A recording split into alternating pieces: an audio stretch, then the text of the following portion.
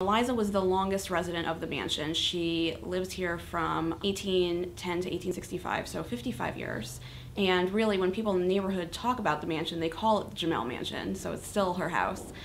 She had a very interesting background. She grew up poor in Rhode Island, and her family moves here. She's actually abandoned by her family when she's very young.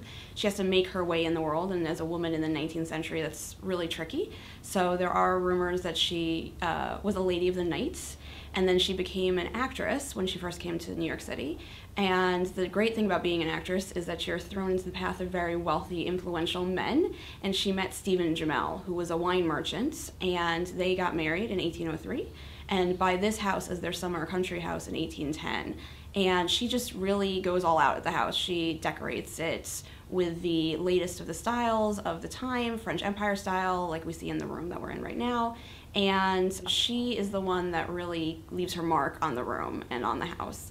And she's important in this exhibit because the Loves of Aaron Burr, as it sounds, all the women relate to the life of Aaron Burr.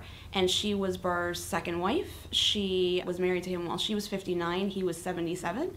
And he basically married her for her money. She married him for his name as the former vice president under Thomas Jefferson.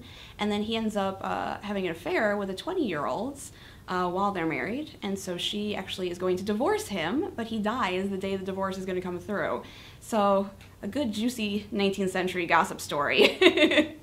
The really interesting thing about the 8 women that are showcased in the exhibit is that it's all over the place. So out of the 8, 1 is his mother, 1 is his daughter, but the other 6 are either wives or mistresses that he had throughout his life.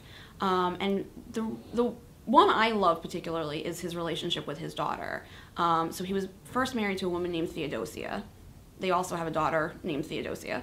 And he really educates her very differently than women were back then. He really felt that women could be intellectual equals of men, and has her educated in ways that really put her outside the scope of the traditional woman of the time.